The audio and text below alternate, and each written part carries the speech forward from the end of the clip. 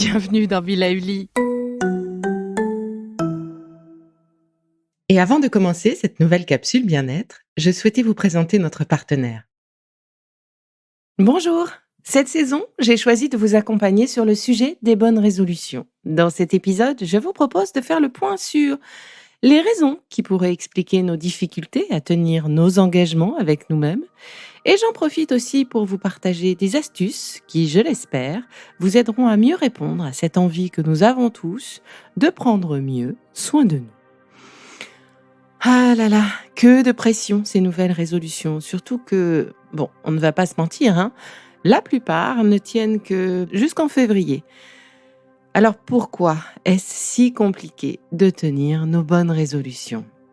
Alors, une première raison, qu'il s'agisse d'arrêter de fumer, qu'il s'agisse de se lancer plus régulièrement dans une activité physique ou d'entreprendre un nouveau régime, de mincir. Avant de s'y mettre, la première question à se poser, avec honnêteté, c'est le fameux pourquoi. Au sens pourquoi faire ou pour quelle raison. Car si l'on envisage de changer un comportement pour ses proches, pour le regard des autres, pour la société, parce que ce que l'on fait ne se fait pas ou n'est pas reconnu, et que l'on n'est pas exactement bien dans notre tête avec la juste motivation pour nous-mêmes, c'est comme si on mettait un mauvais carburant dans cette Formule 1 que l'on décide d'engager sur une nouvelle route. Il faut absolument nourrir notre volonté avec des choses qui sont faites pour nous. En réalité, nos systèmes de motivation sont complexes et sont au cœur de nos prises de décision. Fabien Fenouillet, qui est professeur en psychologie cognitive, a montré que 3 besoins doivent être comblés pour qu'une motivation perdure sur le long terme. Alors, ces 3 besoins sont les suivants. Le premier, c'est l'autodétermination, c'est-à-dire qu'on doit avoir véritablement le sentiment que ce que l'on fait, on le fait réellement pour nous, que c'est réellement nous qui avons choisi de le faire, donc pour des raisons qui nous incombent, qui nous concernent, mais il faut faire ce travail de lister ces raisons-là, les nôtres qui nous sont propres.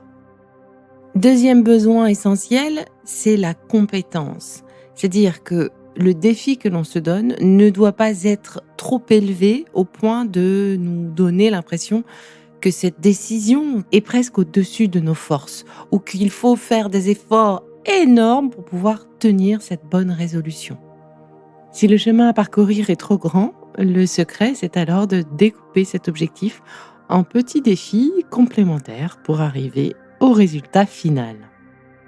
Et enfin, tant que l'on est motivé par la peur d'un cancer pour la cigarette, la peur du regard des autres ou la culpabilité, de la même façon, on se prépare plutôt à échouer, car ces émotions négatives nous sont soufflées par la société, le regard des autres, et ne sont pas nos propres motivations. Elles ne sont pas nos arguments choisis par nous, pour nous. Et tout cela, laisse une énorme place à notre petite partie rebelle. Oui, elle existe chez tout le monde. Et cette petite partie rebelle, elle est prête à se réveiller à n'importe quel moment pour nous inciter à reprendre nos vieilles, nos anciennes, nos mauvaises habitudes. Et tant pis pour notre volonté ou pour les changements.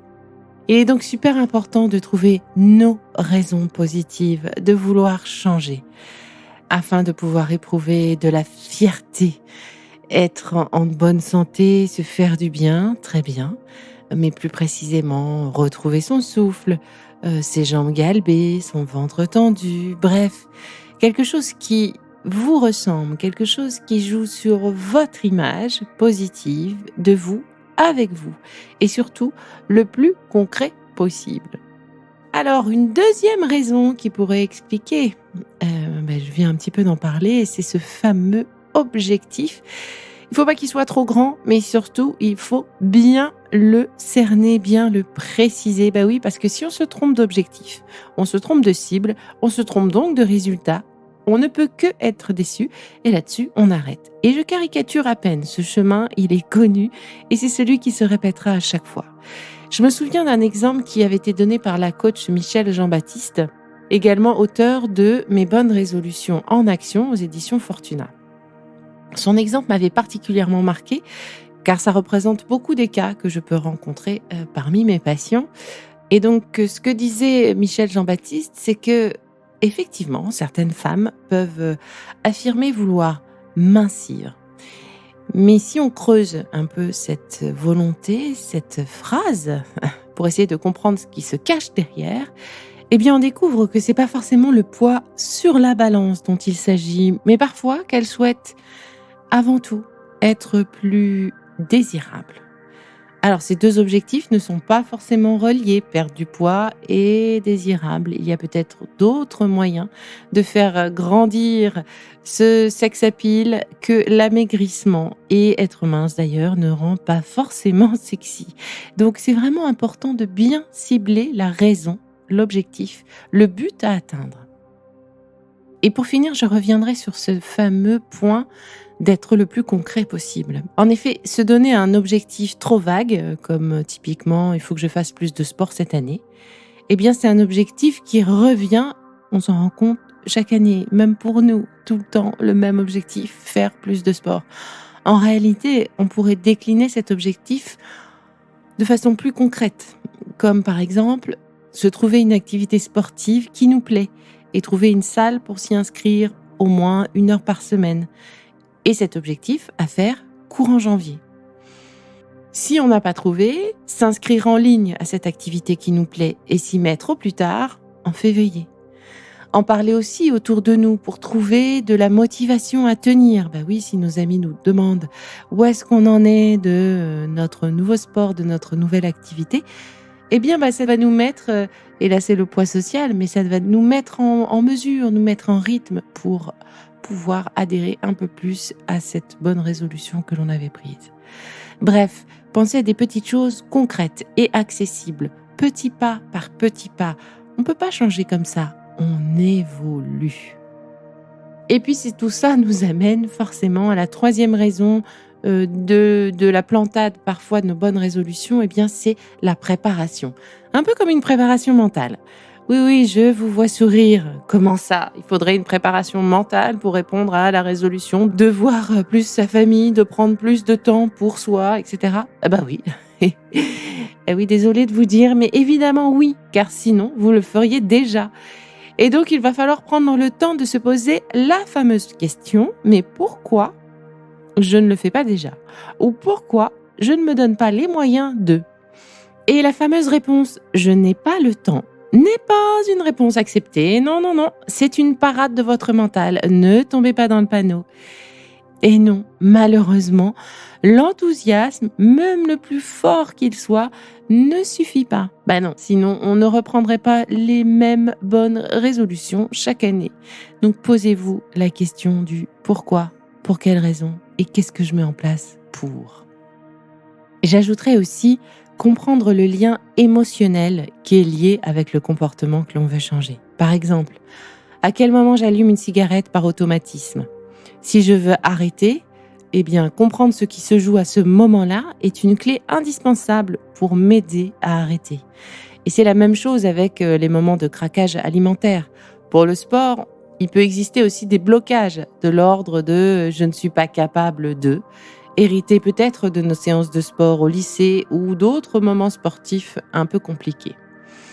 L'idée, c'est de renouer avec notre autodétermination et d'arrêter de se laisser envahir par de mauvais réflexes, puis la déception, puis le découragement. Nous avons les clés en main pour peu que l'on souhaite s'y attarder un peu. Alors voilà qui est dit. Ce n'est pas facile de changer, même si on en a parfois envie ou parce que c'est nécessaire. Et il y a de grandes et belles résolutions pour se faire du bien. Mais il y a aussi, si vous n'y avez pas pensé, de petites résolutions presque anodines et pourtant, elles peuvent faire la différence en demandant moins d'introspection. La première que je pourrais vous proposer, c'est prendre soin de son cerveau. Oui, et le reste suivra. Non seulement c'est important de nourrir son cerveau pour éviter son déclin cognitif, mais en plus, ça nous permet de rester dans le vent.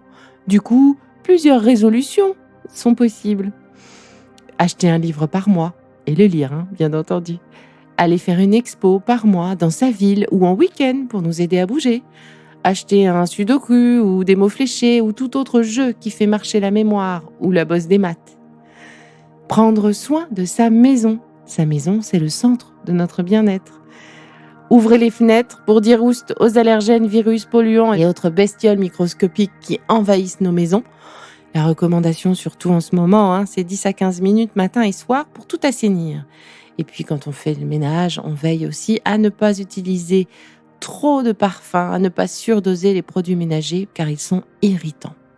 Troisième idée, donner du repos à son smartphone pour retrouver le plaisir des livres en papier. Et oui, le smartphone est source de stress. Il nous distrait au volant, il menace notre sommeil. L'abus peut nous saper le moral, y compris celui des enfants, maltraite nos yeux.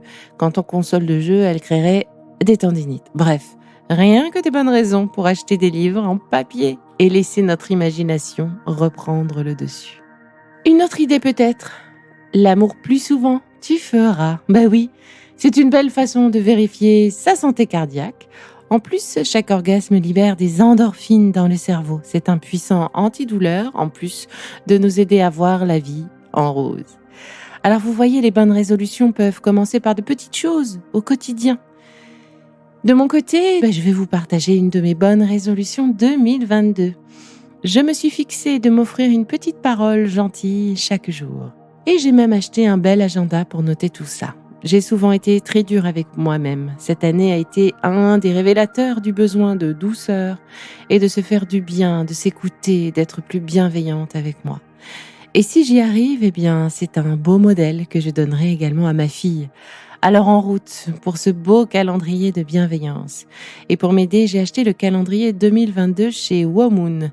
Je vous invite à visiter leur Insta, @Womoon, d'aller surfer sur leur boutique. Que de belles choses pour nous accompagner. Et il y en a pour tout le monde, des novices aux plus éveillés.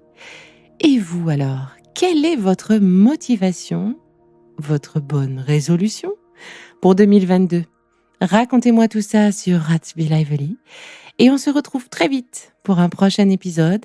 En attendant, continuez de prendre soin de vous.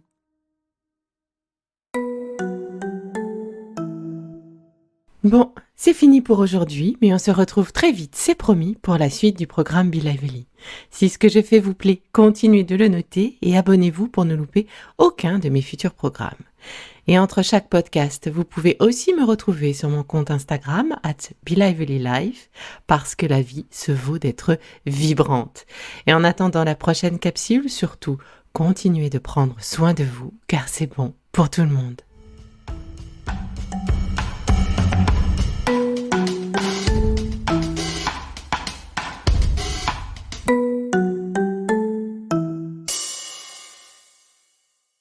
Le contenu que vous venez d'écouter n'est pas un dispositif médical et ne peut pas se substituer à l'avis d'un médecin basé sur votre situation personnelle. En cas de doute, consultez votre médecin.